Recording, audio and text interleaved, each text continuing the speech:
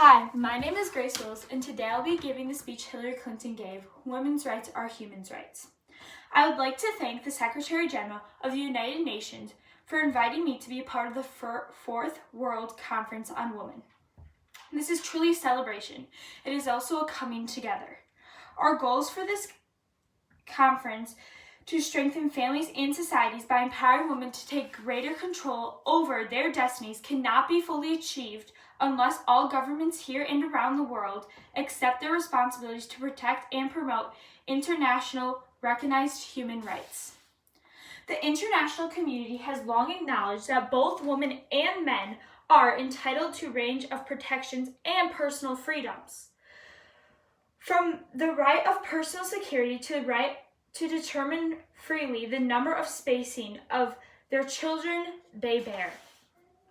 No one should be forced to remain silent in fear of religious or political persecution, arrest, abuse, or torture.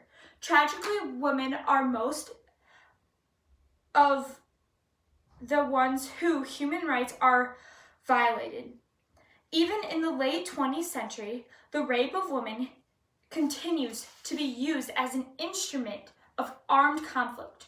Women and children make up a large majority of the world's refugees. When women are executed from the political process, they become even more vulnerable to abuse. I believe that it is time to break our silence. It is time for us to say here in Benji and the world to hear that it is no longer acceptable to discuss women's rights as separate from human rights. These abuses have continued because far too long the history of women has been a history of silence.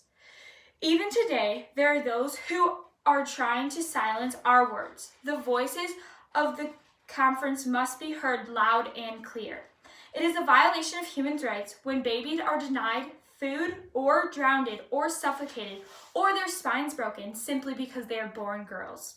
It is a violation of human rights when women and girls are to slavery of prostitution. It is a violation of human rights when women are doused with gasoline, set on fire, and burned to death because their marriage dowries and deems too small. It is a violation of human rights when individual women are raped in their own communities and when thousands of women are subjected to rape as tactic or prize of war.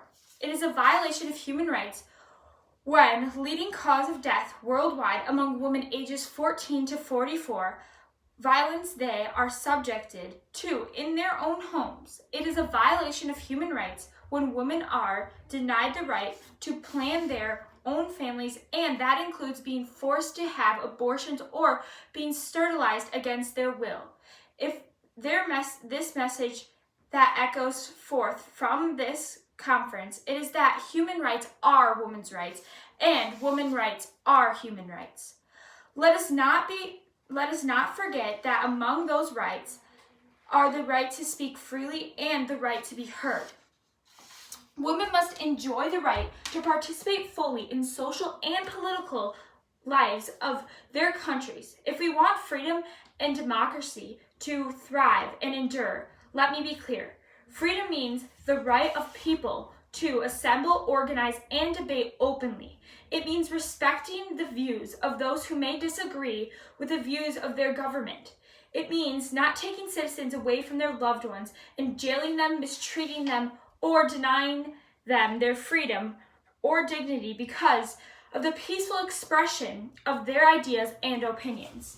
Now, it is time to act on behalf of women everywhere.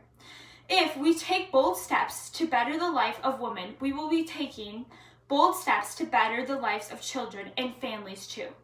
As long as discrimination and inequalities remain commonplace around the world, as long as girls and women are valued less, fed last, overworked, underpaid, not schooled, and subjected to violence in and out of their homes, the potential of human family to create a peaceful, prosperous world will not be realized. Let the conference be our and the world's call to action, and let us need the call so that we can create the world in which every woman is treated with respect and dignity, Every boy and girl is loved and cared for equally, and every family has the hope of a strong and stable future. God's blessing on you, your work, and all who benefit from it. Thank you very much.